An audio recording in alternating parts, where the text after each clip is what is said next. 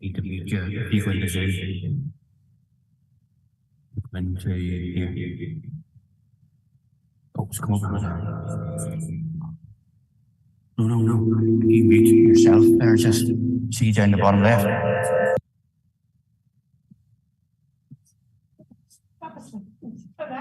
Hello. You just try and make there now. Hello.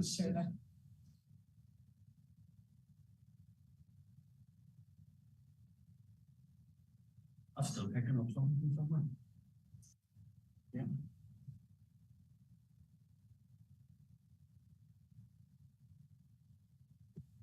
Testing. 1, 2, 3.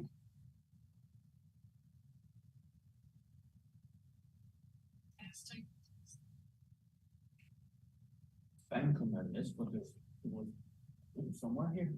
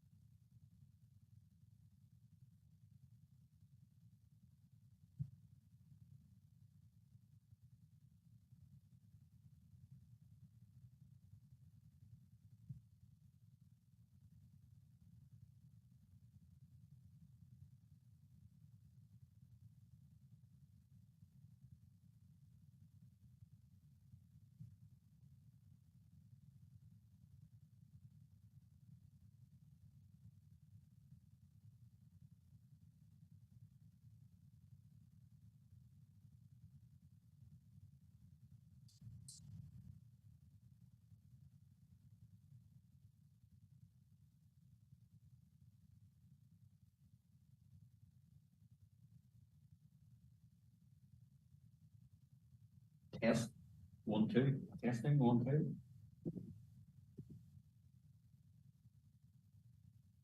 Yes.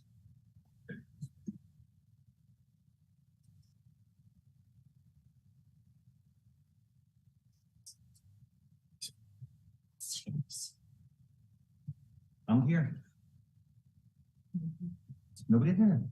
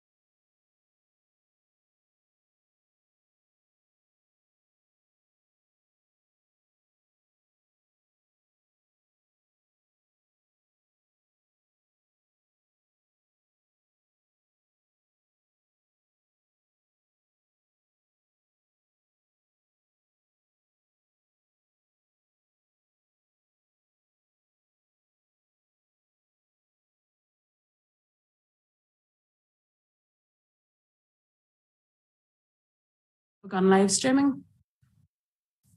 Thank you. Okay, so agenda item 1, apologies. And I have one apology item in. Maybe I know Councillor McNeil you were speaking about. Do you want to? Sorry. Thank you, Chair. Apologies from Councillor Declan McAlinton. Declan, as I'm sure some of you are aware, he is on a charity project working in Cape Town. So I messaged him earlier on to see if he would join in by Zoom, but he hasn't time. So there you are. Thank you, Chair. Yes, just want to wish Councillor McAlinton all the very best for it's the Mellon Education Building Blitz that he's taken. I think it's his 13th time going out there, and he's been very keen to get back. This is the first time back after COVID. So just wish him all the best for this. Okay, so agenda item 2, declarations of interest, and if we just take them as we're going through the meeting, if that's all right. So I want to just change the order of what we're doing tonight and bring forward agenda item 4.6, the Let Me Play presentation by Playboard NI. So are they online? Or? They're online. Thank you.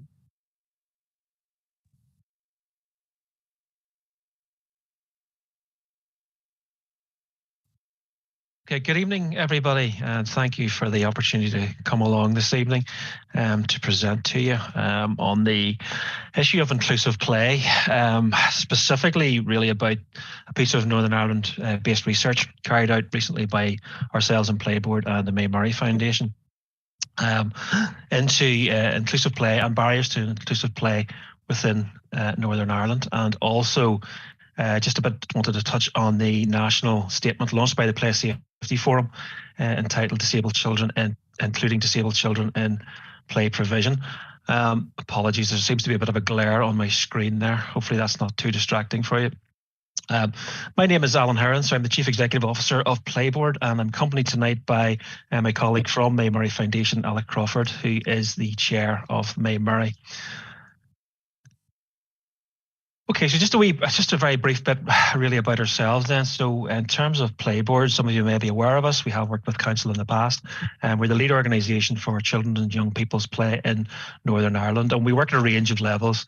So we deliver play programmes within communities, we work a lot within schools, and increasingly we work with youth groups and with the youth sector. We also carry out research, really with the aim of influencing policy and also promoting best practice in play. And we also are involved in a number of different levels in supporting strategic development and providing guidance to regional, local government and across the 4 nations. I'll just ask Alex to come in and just say a wee bit about May Murray Foundation at that stage. Evening, everyone. Yes, thanks for inviting us along. And as Alan says, I'm Alex Crawford. I'm the chair and the founder of May Murray Foundation. We are a lived experience-led organisation with now over 1,300 families of all ages and all abilities from across Northern Ireland. And we have a focus on working in partnership to break down barriers to social participation, particularly for those with more complex need. And excuse me, we are particularly interested in the play environment. We're probably best known for breaking down barriers in the beach environment. We introduced the first inclusive beach to Northern Ireland in 2017, and we now manage 5 inclusive beaches along with our beach operating partners. So the play park environment is another area where we're very keen to create long-term change. That's great. Thank you, Alex. Just before we get into detail around the Let Me Play research and the 4 Nations statement, just thought it was worth just covering, I suppose, a couple of underpinning pieces, our conventions, UN conventions, really, which really are at the core, I suppose, of the work we've been involved in. The first one is the United Nations Convention on the Rights of the Child, specifically Article 31, which really highlights the need for all branches of government to recognise the child's right to play in support of their health and well-being, their social development, learning and skills development, and in terms of broader community cohesion. Article 31 really is at the core of all that we as an organisation do, and certainly it's at the core of the rights of the child when it comes to the delivery of play and recreation. A further convention we just wanted to draw your attention to is the UN Convention on the Rights of Persons with Disabilities. So UNCRPD was ratified in the UK in 2009, and really it is a crucial piece of legislation, in particular Article 20 of the Convention, which specifically reaffirms the right to play with the view to ensuring that children with disabilities have equal access to play and recreation opportunities. And really, again, both of these conventions have been at the core of all the work we and May Murray have been taking forward over recent years. Alex, I'll just pass over to you now for the next few slides. Thanks, Alan. Excuse me. So we're really just going to give a very, very top line briefing to you this evening on our Let Me Play study. So Let Me Play was published in March this year. And it's really because Playboard and May Murray Foundation were both hearing from children and families that they quite often weren't able to enjoy play parks in Northern Ireland or take part, and that there were barriers. So we engaged with a total of 500 families, and we had a mixture of a survey, focus groups, and actual participation sessions within play parks as well, because we were particularly keen to hear from not just parents, but also children with more complex need who are maybe non-verbal and wouldn't be able to report maybe using the other mechanisms. So we evidenced their choices actually in play parks on the ground. So say very top line, 57% of families told us that they're unable to use a play park as often as they would like. 56% have to travel long distances to access a play park. And 40% rate their play park experience as poor or very poor. Just the next slide there, please, Alan. Interestingly, we found that there were themes and commonalities between what families were telling us, and that we were hearing several issues and barriers and repetition. So we broke those elements down into 6 themes. Getting to the play park site facilities, access to play, participation in play, communication and attitudes. I would really urge you to actually just pull out the Let Me Play study and have a good read at it. It does make interesting read, and we'll drill down into each of these themes in more detail. But just to give you a feel for what some of those topics mean, when we're talking about getting to the play park, we're thinking about, is there drop curbs? Are there drop curbs on the approach to the play park? Is there accessible transport? Are there buses that are accessible? Are there trains? When we're thinking about play park facilities, we're thinking about parking and cafes and picnic benches and toilets. Interestingly, almost half of respondents told us that they needed a changing places toilet, a standard to full changing places standard, and that the lack of provision of a changing places toilet was a barrier to them even attending a park. So that was a lot higher than even we expected. Other elements we looked at under access of play, an example there would be perhaps a slide, where you find a slide that is wider, and that's great because that's encouraging a parent to maybe take down a child that can't walk. But quite often we were finding parents were saying that those slides weren't accessible. So maybe they had steps up to them or ropes, so they couldn't actually get a wheelchair or buggy to the top of that piece of equipment. Participation in play, a lot of people asking about more access to sand and water play and musical items, and particularly looking at play value. So what is the choice within a play park for a child? It's not about every child being able to take part on every piece of equipment. That's not the aim, but every child should have equal choice and opportunities to take part that are equally rich in play value. So it is about choice and what the offering is. So for example, if a piece of equipment is ramp, that's great, but where's that leading to and what's it actually doing in terms of play value? What is the activity at the end of the ramp?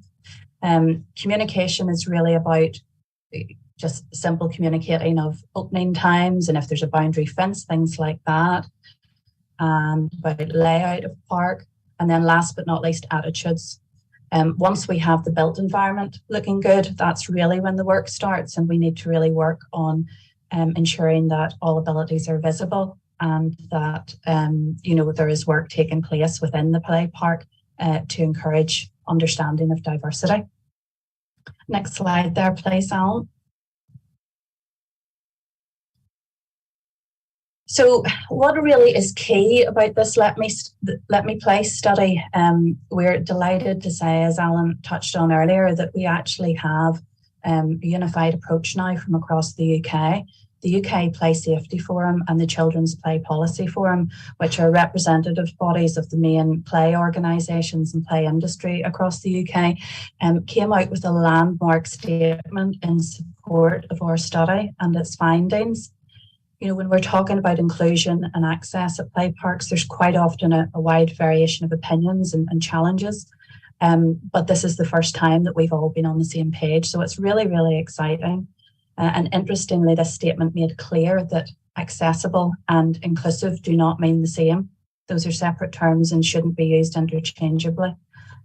So they're keen to see how we're going to now progress in Northern Ireland and how they can support us moving forward, with a unified approach across the UK. So just talking about next steps then, if we just move on there, Alan. So building on the Let Me Play and the PSF statement, we are now about to develop guidance, May Murray and Play Board together, to really drill down into the detail of what is accessible, what is inclusive.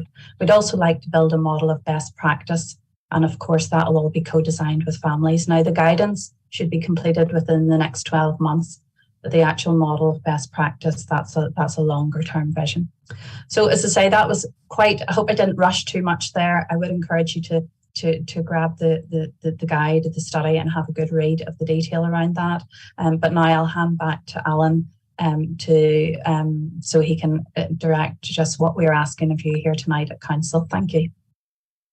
That's great. Thank you, Alex. As Alex says, we have both the Let Me Play document, which really details the findings of that Northern Ireland-based study, which is quite extremely interesting just in terms of some of the issues raised, but also I would encourage you to read the Four Nations statement as well on the Play Safety Forum website. Really what we want to do, obviously, I suppose we've made significant progress, but we are still at the start of the process in some ways. And really what we are doing is, as we are going around presenting the findings of the research, the Four Nations statement, to councils, we're really asking them to, I suppose, endorse or to support us through a number of key ways. And each council is slightly different. Some councils are further ahead in this than others. But really what we're asking is that we establish a baseline across Northern Ireland in terms of delivering for children with disabilities. So we're asking councils to adopt the Let Me Play findings and really begin to apply the recommendations into the park and play park planning processes. We're asking that the terminology, definitions and recommendations, which are very clearly articulated within the UK statement, that they really become central to the code process at council level. Again, we're asking, Alex mentioned the importance of participation, but we're asking that participative design processes are really cemented into the core of the play development process moving forward, involving families and communities really throughout the design process itself. We're asking councils to undertake a review of the current play park portfolio for all of those play parks that are out there, to ensure that they're all accessible and that we're moving towards accessibility really as the minimum standard in terms of play delivery. And then building on moving towards the next stage, we're asking councils to initiate a plan to deliver inclusive play parks as strategically important sites. And really the whole point of that is to try to ensure that children with disabilities are able to access an inclusive play experience within a reasonable travel distance from their home. And when you read the research, you will see that the distance families have to travel in some cases is quite significant. So that's really all we wanted to present tonight. Hopefully we've been able to take you through. It is quite a complex issue. There's a lot of detail to go through. So I would encourage you to read those documents. So in closing, again, just let me thank you for the opportunity to come along tonight to speak to you about this issue, and more than happy to take any questions or comments you may have at this point.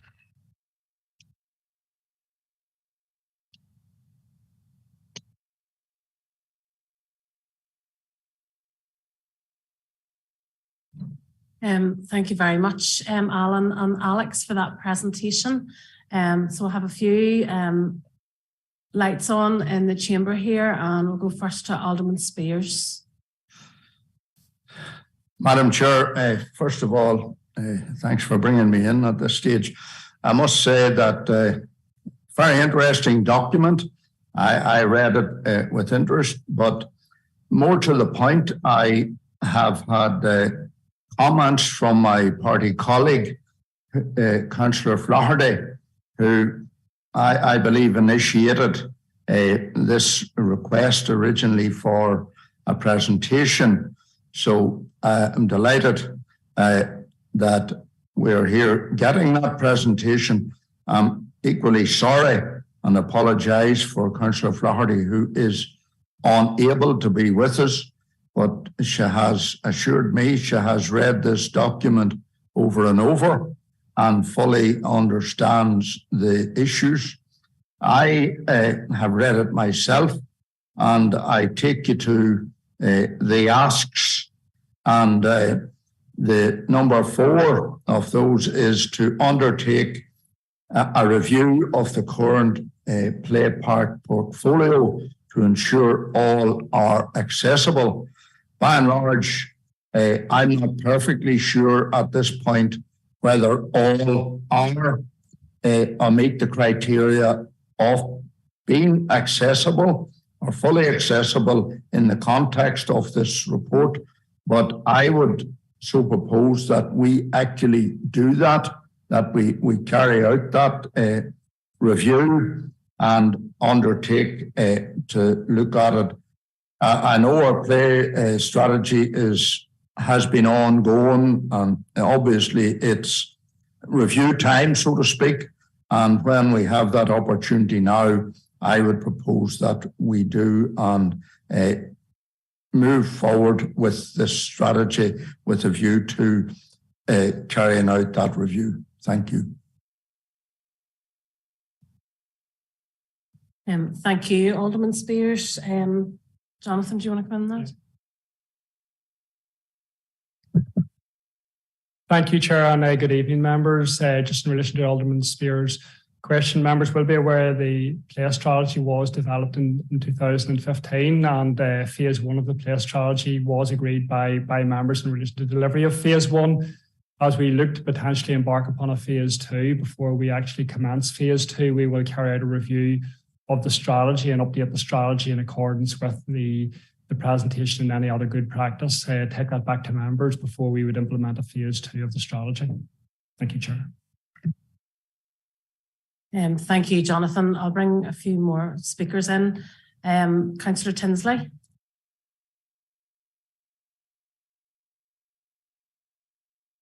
Thank you, Madam Chair.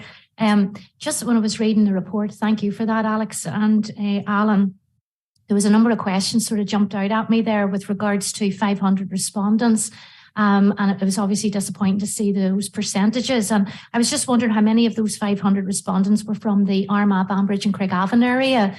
Because, you know, looking at that, 40% is 200 are rating their experience as poor or very poor. And I'd be very keen to understand why they rated those experiences as poor and very poor.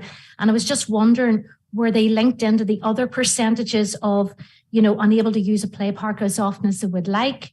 So, and then, you know, how much of that 40% rating their experience as poor or very poor was also connected to the distance they had to travel?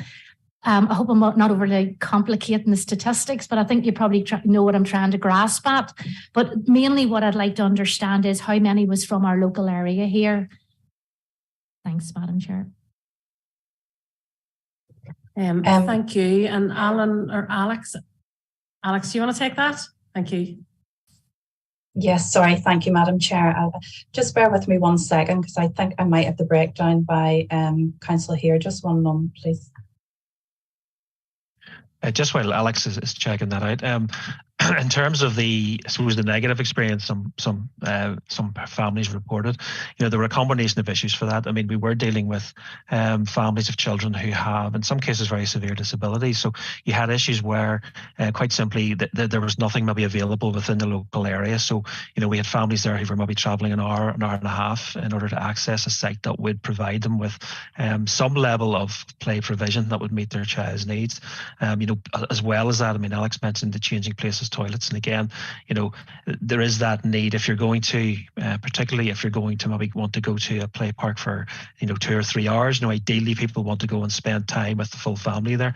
The absence of changing places toilet can mean that actually, regardless of the type of equipment you have, regardless of the inclusive play experience, if the changing places toilet is not actually there and accessible, then again, it kind of negates the actual opportunity to go to the site itself.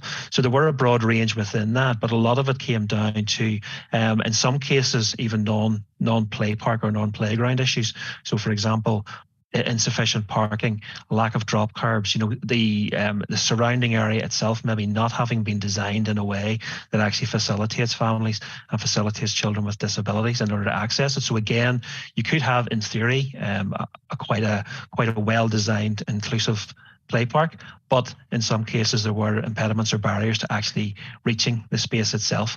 And again, for some families that simply wasn't, it just wasn't conducive to a quality experience in visiting the site itself.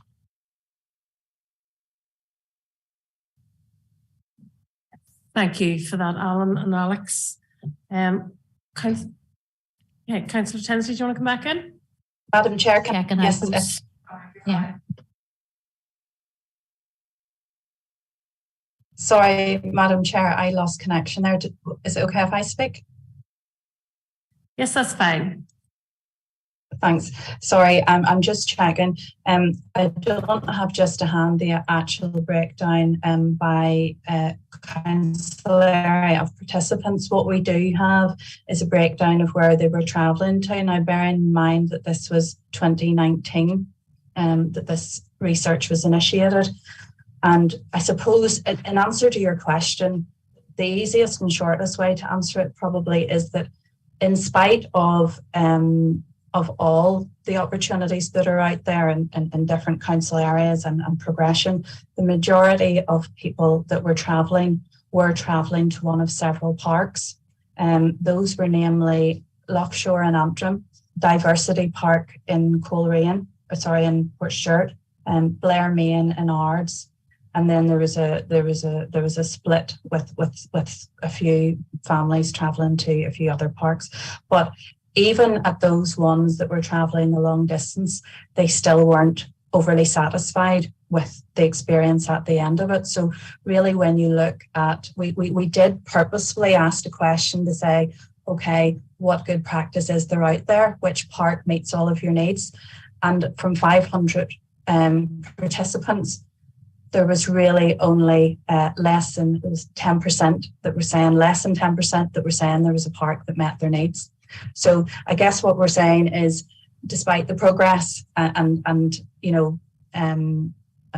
best practice or strives to create inclusion in some areas, there's not one particular council area is doing significantly well enough for the parents and the families to rate any park in Northern Ireland as extremely well. So I suppose the travel is still, they're travelling, but they're still travelling to what they, in many instances, consider a substandard park that doesn't meet all of their needs.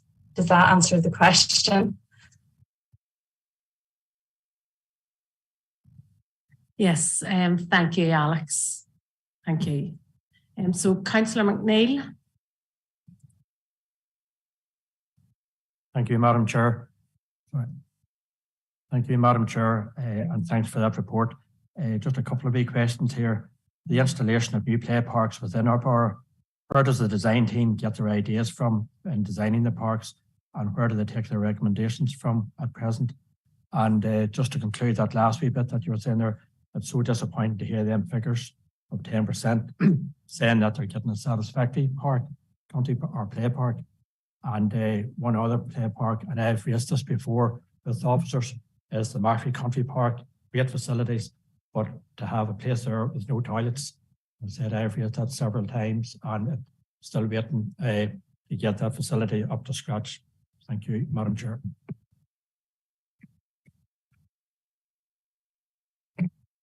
Thank you, Councillor McNeill. And can I bring in Alderman Twible now, please?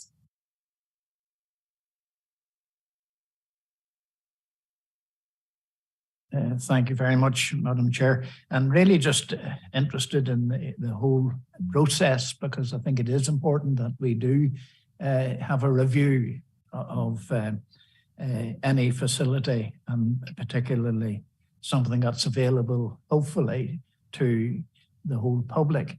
But I'm interested in the word accessible. I can't imagine any play park provided by anybody that isn't accessible. I mean, so that's one of these nebulous words, that everything is accessible to an extent, but no doubt most, if not all, could be improved in their accessibility.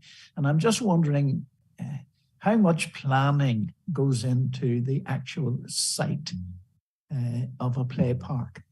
I mean, I can't, as I say, imagine that they'll not be suitable, but some will obviously be more suitable than others.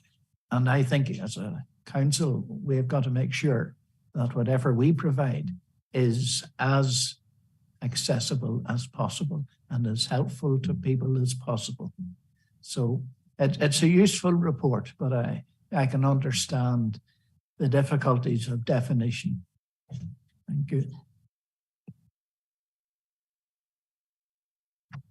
Thank you, Alderman Twible. And I've just been reminded here that Alderman Spears had made a proposal earlier on.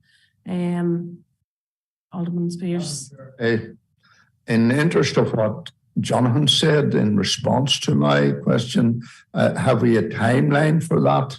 Would you see a timeline? I mean, I'm happy to propose, or I'm equally happy to withdraw the proposal in the knowledge that it's happening, but I would like a timeline. And secondly, I know we're speaking primarily about accessibility for disabled kids, which is very good to be focusing on.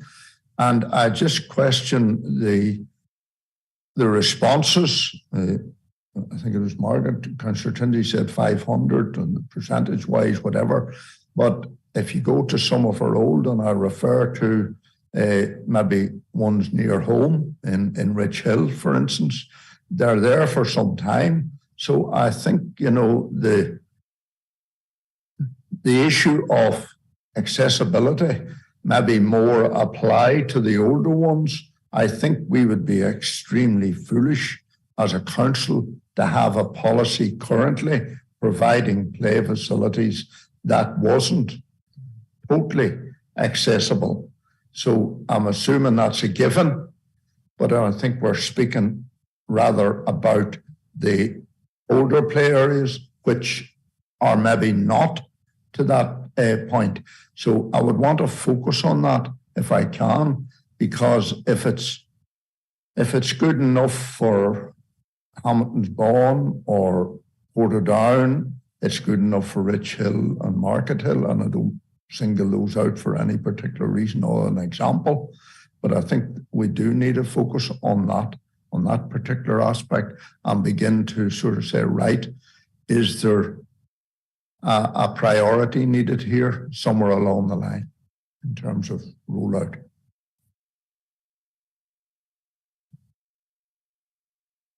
Jonathan, do you want to come in and speak? Thank you, Chair. And again, thank you, members, for your questions. So certainly in relation to timeline, the proposal would be that the review would be carried out before we commence the next phase of the play strategy. We are coming towards the end of phase 1 of the play strategy, so that review would be completed. brought back to members with recommendations for adoption of the strategy, along with a list of what would be included within phase 2 of the play park strategy. Members will be aware that there is a wide range of play parks across the borough, and that's something we are extremely proud of. We do recognise the need to invest in those play parks as they come to the end of their natural life. And this is where the play strategy and the revisions in terms of the forward work programme across those phases will take part and parcel of that review to ensure that the play parks do meet all standards and in fact where we can actually accelerate beyond those standards, recognising the importance of play to all children of all abilities within the borough. Thank you, Chair. Thank you, Jonathan. I know, Keith, you've had your hand up for quite a while, but I'm just going to bring Alex in here first, and then Keith will bring you in after that. Is that okay? Alex? Thank you, Madam Chair. I just wanted to respond to one of those points there. And as Alan mentioned earlier, it's difficult because this is a very complex topic that we're discussing, and it's a very detailed report. But I'll try, if I can, just to summarise in that what we really are asking, what we really want you to focus on at the minute is the inclusive level, not access. Access is going to come. So at the moment, we are looking at every park, there should be a strategy within council that, as Alan says, every child should have the opportunity to take part in a park that is suitable to their needs and offers choice suited to their needs. Now, every park can't be inclusive, but the inclusive element, the inclusive parks, that is the all, for want of a better word, the all singing, all dancing park. That is where you will have choice, you will have risk, you will have toileting, you will have services. That's what that label means. So we're really looking at what parks within the Armagh, Banbridge and Craigavon area you want to identify as inclusive. By default, that may happen to be your larger destination type parks. So I would urge that the review starts there. When we drill down into accessible, then what we're saying is that as a bare minimum, every other park that is on a street corner or wherever, obviously it can't be inclusive. We can't have changing places, toilets and wheelchair swings and a whole selection of choice at all of these little tiny smaller parks. But what we're saying is they need to be accessible as a bare minimum. Now, to drill down into, well, what does accessible mean versus inclusive? We have lots of definitions in the study at the minute as to what you need to include to make a park inclusive. In terms of access, that's really going to come with the next piece of work. So if council started with looking at the larger parks and inclusion, then by the time, and if you plan to audit then the remainder of the parks, by the time you're getting to that element, if you would commit to that, then Playboard and May Murray will have that piece of work finished and you'll have a good guide as to how to take that piece of work forward. Hopefully that makes a bit more sense now. As I say, it's really concentrating on those larger parks initially, and why are those larger parks still excluding children? And most of that detail you will find in our existing Let Me Play study. So I hope that's helpful. Thank you, Alex. That is helpful. And Councillor Hawking, you've been waiting patiently online. Thank you, Chair, and thank you, Alex and Alan. Very interesting report, and it's definitely something we as a group of councillors need to be cognizant of. Just I suppose a question maybe more directed towards officers. I would have probably naively felt like, for example, Lurgan Park, which is probably, well, it is a district play park. It's the second biggest park in Ireland. It does have, it is what we would call an inclusive play area, I'm assuming, but as part of the review that's going to be done, and I know this is cross-cutting across departments, but surely the access to changing and toilet facilities has to be factored in here by our council officers, because that is something that I know that children of all abilities, age groups, everything, people have brought this up with me as a representative for the area to say that they are reluctant at times to use a district play park in Lurgan because of the lack of just general toilet facilities even in the area. So I suppose it's a question more directed to officers to confirm, hopefully, that as part of that review, around inclusivity and accessibility, that the toilet facilities, even in the bigger play parks, for example, will be considered. Thank you, Chair. Thank you, Councillor Hockin. Jonathan's going to come in first of all on your points. Thank you, Chair. Yes, just in relation to the review, certainly if members are happy, we can include that within the scope of the review. Certainly that's something that members have mentioned on a number of occasions, and certainly officers can include that within the scope and feedback to members as part of the review of the play strategy. Thank you, Jonathan. And at this stage, I would like to bring in our Play Development Officer, Joan Node. I'll come to Councillor McNeil soon, but would you mind coming in and contributing on this? Yes, good evening, everybody, and thank you, Chair, and thank you, Alex and Alan, for that presentation. Because as Play Development Officer, we are very, very conscious to try and work hard towards providing play for all of our children in the borough, but also to continue to work hard to include everything. I suppose there's a number of questions that I can answer at this point in time. The first one being that our current review is already ongoing. We started the review in June of this year, and we're currently working through that. We are currently just about to start the audit of our play park, so thankfully, we have that process sort of already just about to begin. And that is our midterm strategy review.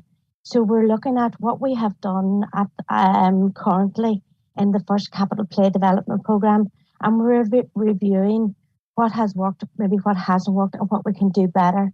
And inclusive play is a big, big part of that.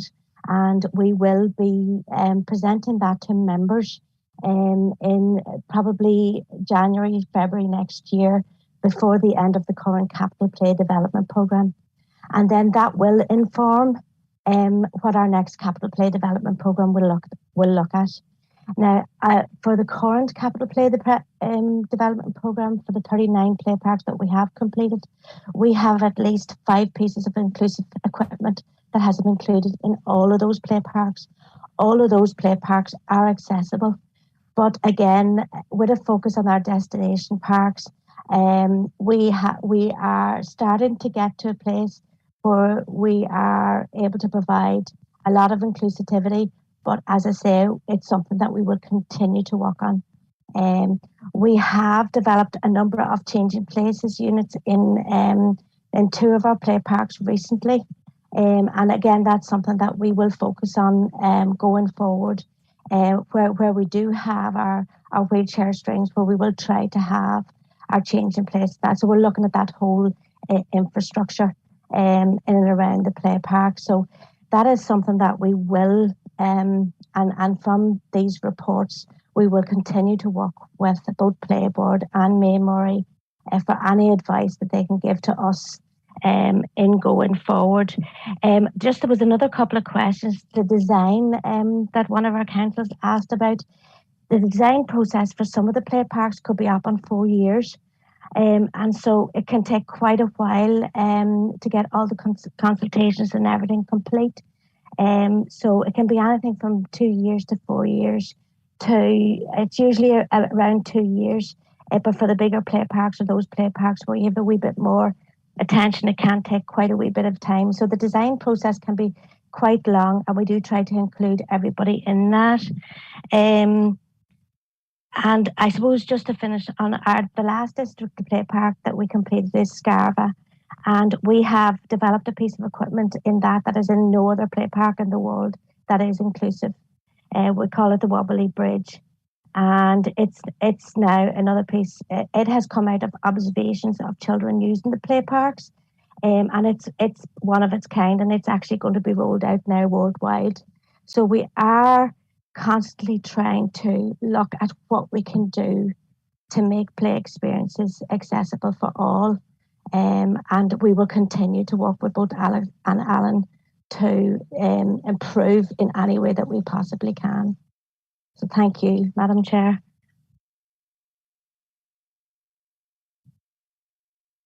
No, thank you, Joan, for all the work that you're doing. Still have a few lights on here in the chamber. Councillor McNeil.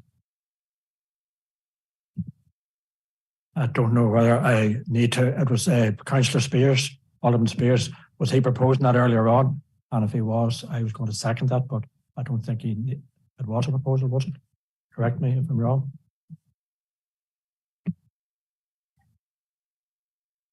Alderman Spears had withdrawn it because there was guarantees given on a timeline, so we're happy enough. That's fine. Is that okay? Okay, and then Councillor Wilson. Thank you, Madam Chair. Yes, it's welcome news that the toilet facilities are going to be looked at within any review. And just as congratulate Joan and her team, the new play parks that have been opened and around the Banbridge area are excellent and very much welcome. And Scarva, as she mentioned, is a very, very popular park in general, as well as the play facilities. And the toilet facilities really need looked at. I know I brought this up with Jonathan some weeks ago, but they really do need upgrading in that area because it is a very popular park and attracts people far and wide to come to that area. So it's welcome that that's going to be looked at in the review. Thank you. Yeah, thank you, Councillor Wilson. There are no further hands up, but just to conclude tonight, we are doing really well in this sphere. I think, Joan was speaking there earlier about the work that her team are doing, and it is just so impressive.